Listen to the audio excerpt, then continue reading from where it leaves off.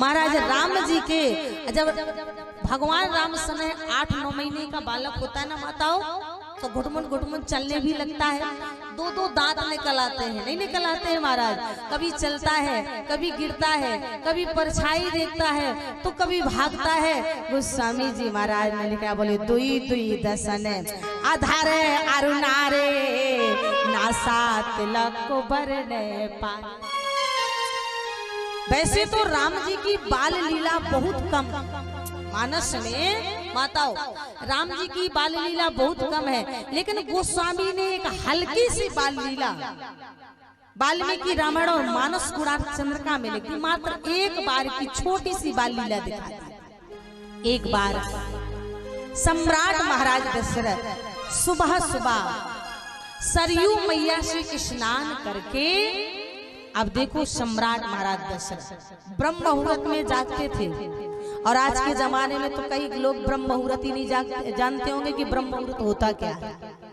रात्रि का एक पहर दिन रह जाए उसे कहते हैं ब्रह्म मुहूर्त। और आज जब 12 बजे लग मोबाइल चलेगा तो दिन के 8 बजे आंख खुलेगी।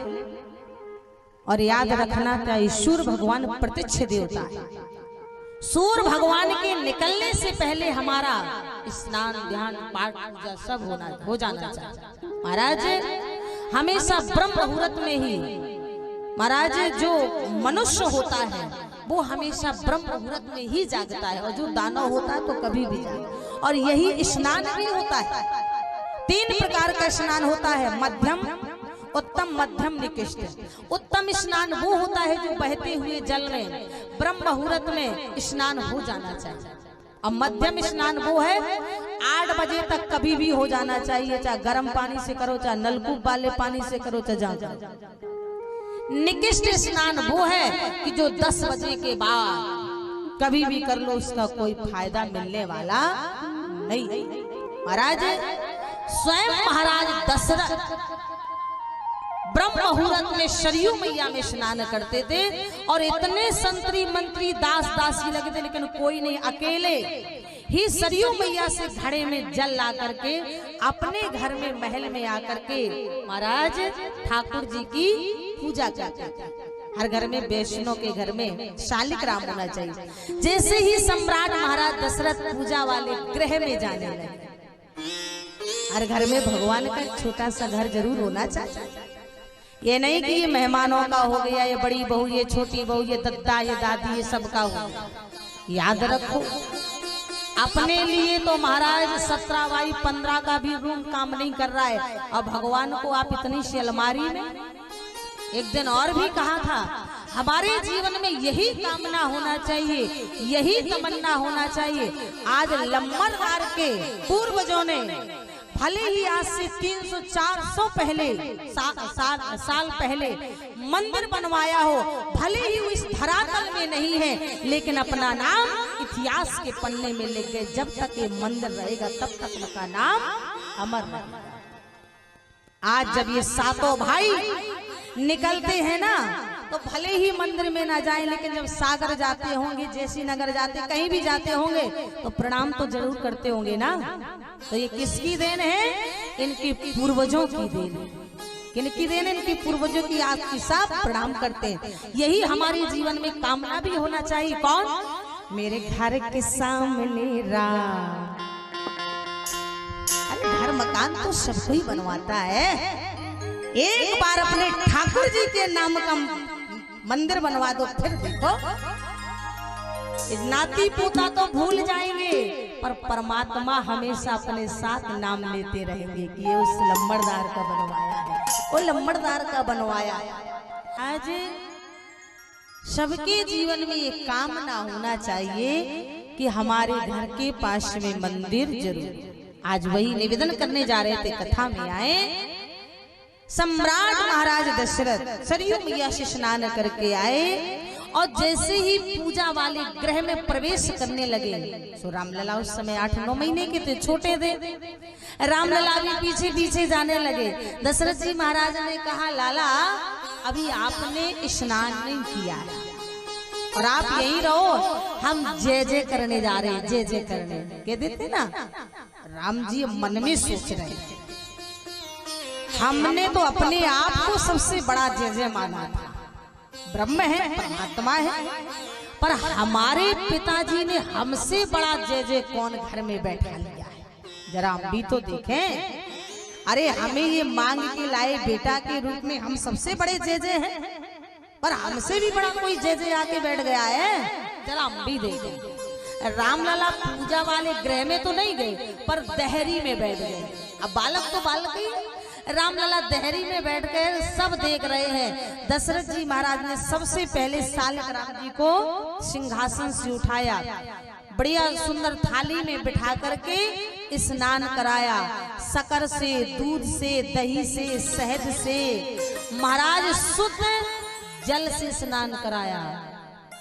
रामलला बोले ये है जय जय, काले काले ये हैं हमसे भी बड़े जय जय, कि दूध से, घी से, शक्कर से स्नान कर रहे, तो यानी ये बहुत मीठे हैं। रामलला बोले कुछ नहीं, दहरी में बैठे बैठे सब देख रहे।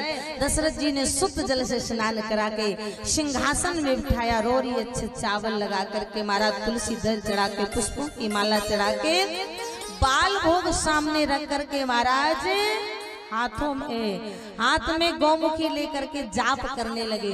और जब जाप करने लगे तो महाराज दशरथ जी की आंखें बंद हो गई। रामलला से नहीं रहा गया। अब बाल स्वरूप है, थोड़ी सी लीला दिखानी थी, रामलला से नहीं रहा गया। राम जी धीरे धीरे धीरे गए, सबसे पहले सालिक राम को उठाया। तुम हमारे पिताजी के घर में हमसे भी बड़े जय जय बन के बैठे हो। और जैसे सालिक राम को उठाया, राम जी ने सोचा ये तो बहुत मीठे होंगे, शहद से नहाया, शक्कर से नहाया, दूध से नहाया। तो राम जी ने समझा कि रसगुल्ला है। राम जी ने उठा के मुंह में गपक गए। अब ना वो अटके, न मटके, न चटके, न खट्टे, न मीठे, न चिरपरे। राम जी ने पूरे मुख में घुमाया, लेकिन सालिक राम न मीठे, न कैसे, न पचके।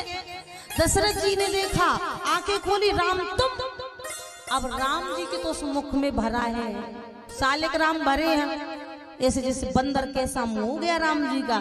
दशरथ जी ने सामने देखा, रे सालिक राम।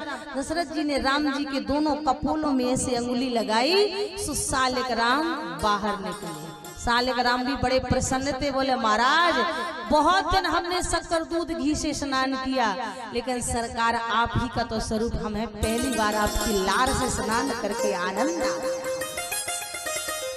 यहाँ महाराज दशरथ ने कौशल्या जी को बुलाया। अरे कौशल्या, राम जी को ले जाओ। कौशल्या जी आई। दशरथ जी ने कहा महारानी अब तो ये पूजा ही नहीं करने दे रहे हैं। तो माताएं बहनें ऐसी स्वभाव होता है। कौशल्या जी बोली हमने तो पहले ही कहा था कि अब भगवान उठा के अलमारी में रख दो। आज तो मुंह में गए हैं, कल बाल्टी में जाएंगे। जागर लड़का बारे, बाघर देवता हारे। राम जी ने ऐसी एक ही लीला किया है। गोस्वामी जी महाराज कहते हैं ये है वेद राम जगत पितु माता, कौशलपुर बासन सुख धाता। राम जी ने इस तरह से महाराज बाल लीला की। सनह सनह हमारे राम जी महाराज इस समय 3 साल के हो गए, चलने लगे, फिरने लगे, पीली झंगुलियां पहने हैं राम जी। आगे आगे पीछे पीछे महाराज डोल रहे हैं, भाग रहे हैं चारों भाइयों के साथ। और जब थोड़ी सनह सनह से बड़े हुए, 5 साल के हुए, बालक बाहर निकलने लगता, दोस्ती करने लगता है, बालकों के साथ में खेलने लगता है। माताएं कितनों अच्छो श्रृंगार कर दें, ठिठौना लगा दें, चुटिया बांध दें, बढ़िया सुंदर अच्छे कपड़ा पहना दें। और जब बाहर जाओगी, अब तो ये आरसीसी पढ़ने लगा है तो बहुत माताओं को फायदा है। और नहीं महाराज धूरा को लेके हर हर गंगा। महाराज 1 मिनट में करो धरो श्रृंगार, साफ बर्बाद हो जाए तुम्हारा। पहले बच्चा खेलते महाराज, धूरा में खेलते, छुपा छुपाई खेलते, और बड़े हो जाते महाराज तो महाराज पकड़म पकड़ाई बड़े अच्छे अच्छे खेल खेलते। और आज के ये शहरन के लड़का इतने फुद्दा हो गए महाराज कि दिन भर मोबाइल ही में लगे रहते, गेम ही में लगे को मोड़। और तोरे खिलौना नहीं थे, गिल्ली डंडा हाथे। अरे और का बताए महाराज, अपन भी तो बुंदेलखंड खंड के हैं। कोऊ की उतरी साइकिल को टायर मिल जात तो क्या बताइयो महाराज, लंबा ईमानदारी से बताइए। कोऊ की उतरी साइकिल को टायर मिल जात तो जाला करिया लेके महाराज गांव के 10 चक्कर लगा के आते तो लगा तो हेलीकॉप्टर चलाया, हम हेलीकॉप्टर उड़ा के आए महाराज। ये पहले के खेल थे, तभी तो महाराज आज 80 साल के भी आप समाज में भी बुंदेलखंड के सब बुजुर्ग बैठे हुए, 80 साल के बब्बा के ऊपर नजर डालो तो महाराज उसका ललाट चमकता है। और आज 20 साल के मोड़ा का देखो तो गालन में 100-100 ग्राम चना घुस जाए, ये 100-100 ग्राम चना घुस जाए। अब कपड़ा उतारो सो 200 पसुरिया गिन लो, तो फिर रास्ता में चलेंगे आई एम बॉस है, रास्ता में चलेंगे तो आई एम बॉस। अच्छा हम जैसे थापड़ रगड़ दे तो 6 घंटा हो, क्योंकि आज पहले लोग जानते थे कि हम भारत के वासी हैं और भारतीय नागरिक ये लंजू पंजू नहीं होता है। भारतीय नागरिक वो होता है महाराज, चंद्रशेखर आजाद जब अपनी मुछ में ताव देते थे अंग्रेजों के छक्के छूट जाते थे। आज तुम अपने पड़ोसी को भी नहीं भगा पाते महाराज। भारत का नौजवान ऐसा होना चाहिए कि जहां से निकल जाए कोई कह दे कि कोई जा रहा महाराज। ये भारत के नौजवानों की गाथाएं है। हमारे राम जी खेलते थे पर ये उल्टे सीधे नहीं खेलते थे।